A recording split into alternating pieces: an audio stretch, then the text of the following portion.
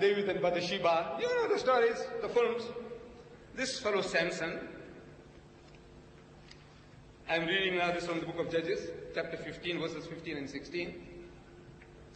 He found a fresh jawbone of a donkey jawbone he found, fresh. He reached out his hand and took it, and killed 1,000 Palestinians with the jawbone of a donkey. This farmer, because you see, our brother happens to be a Palestinian, he ought to know that this is now programming taking place. Look, beautiful. One Jewish boy with the jawbone of a donkey, he kills 1,000 Palestinians. I want to know what the Palestinians were doing. You know what's 1,000? 1,000 people you kill with the jawbone of a donkey, and what they'll do? I said, look, if these 1,000 people, they spat on him, the guy would have suffocated. You can't even spit. You can't even run. Then he says, it's a miracle. Oh, the stick is a miracle and the jawbone of the donkey is a miracle.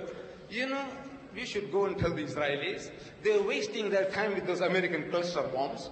You know, in Beirut, they start to eliminate the Palestinians for good, the final solution.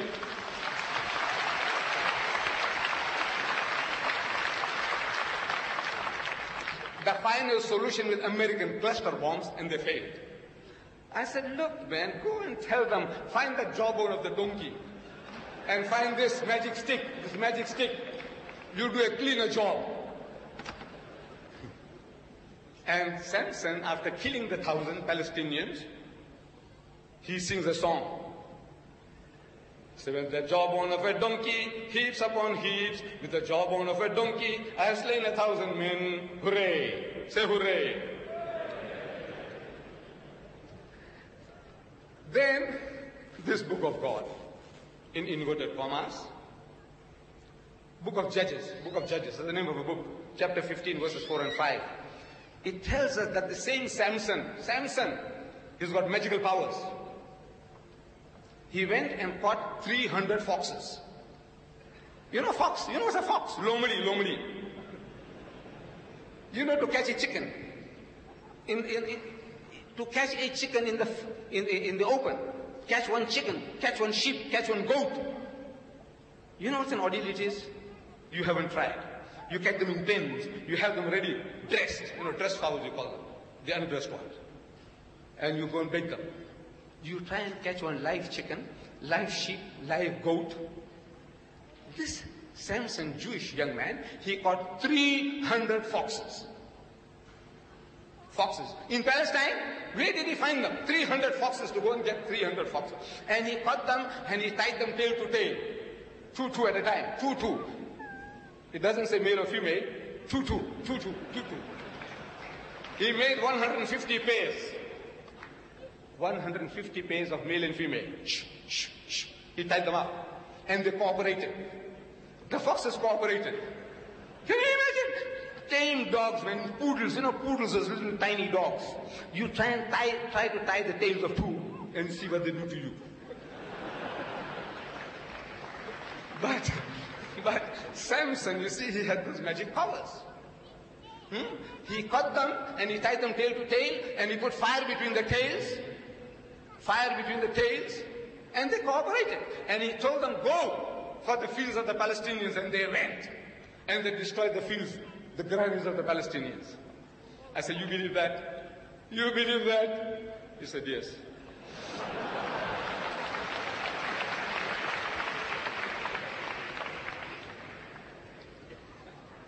You know, today, another Jewish lad, Sylvester Stallone, he goes as Rambo 3. He is Shamgar and Samson in one. Shamgar and Samson in one. Rambo 3. This fellow, single-handed, almost, he killed 1, 2, 3 Russians. That's the figure given. If you count on the film, if you have the time, stop it. Every time he kills a man, count it. 123, and he vanquished the whole Russian army, and the Russian army was made to leave Afghanistan. Samson and Shamgar in one. Rambo 3. You can do it in films. Anything. You can do anything on film. But Cecil DeMille failed to produce those 3,000 foxes who would cooperate with him to to put fire between their tails and go for the fuse of the Palestinians. He failed. He says, this is something, no magic power, no magic of the camera can ever achieve that. Rambo did it, Samson and Shamgar did it. You see, there is a kink, a twist in the human cranium, in the human brain. There is a twist. Everyone. That the more preposterous the proposition, unbelievable, fantastic, unimaginable, the more preposterous the proposition, the more readily will the superstitious and the credulous believe it. Go on, exaggerate, man. There is no limit to your exaggeration. Exaggerate and there will be people wanting to believe it. They'll nod their heads and say yes. It can happen because it's in the book. The end result, what it does, we will come to that. You see, the Christians, they say, and I will deal with it if I have the time, they say the Quran is forged. It is copied from the Jews and the Christians. Dr. Sharosh, in the last debate, he said, let me challenge you. 75% of the wonderful Quran in my wonderful language of Arabic is from the Bible. And I would urge you to look into the Bible and find out where these sources are. Let me challenge you. I'm quoting. He said, let me challenge you. I don't know whether he was challenging me or the audience or all of us. He said, let me challenge you. 75% of that wonderful Quran in my wonderful language of Arabic. Word for word I'm quoting, sir. You can get this tape. The tapes are available outside. In case you doubt my words. Of that wonderful Quran in my wonderful language of Arabic is from the Bible. If I have the time, I'll deal with that in detail. I will deal with that in detail. Is from the Bible means copied from the Bible. Is plagiarized from the Bible. Is cribbed from the Bible. So the Quran answers that. Look, God Almighty, He doesn't need my help. He answers it. He says, Am yakulun aftara, or do they say he forged it? Who Muhammad forged it? Qul, tell them, fa'tu bisuratin misli. So come on, produce a surah like it. وَدَعُوا مَنِ اسْتَطَعْتُم مِّن دُونِ اللَّهِ, and call your aid to your aid, anyone besides Allah, in kuntum sadiqeen. In other words, the challenge is there, produce something like it. Muhammad did it, he copied it, come on man, you with your learning.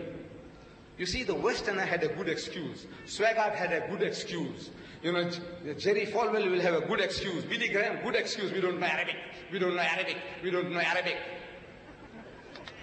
Brother Sharosh,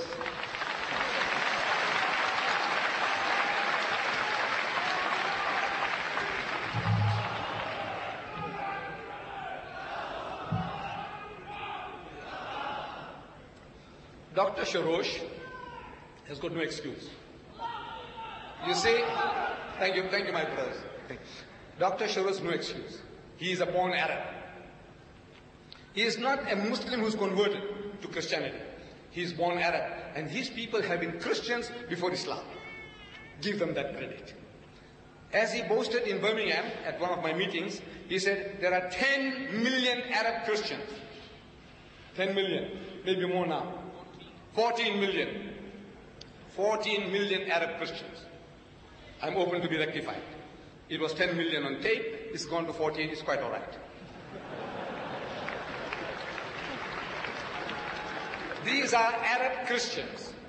Arabic is their mother tongue, not the mother's tongue. The mothers have the tongue in their mouths. No? Look, it's his mother tongue. Means come naturally to him. And the challenge is there for 1400 years, produce a chapter like it. Brother says he will. We will be anxiously waiting to listen to the chapter he has produced. Inshallah.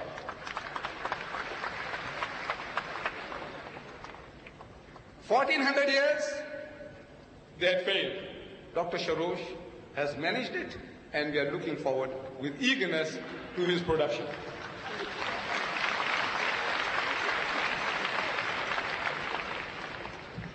Copied.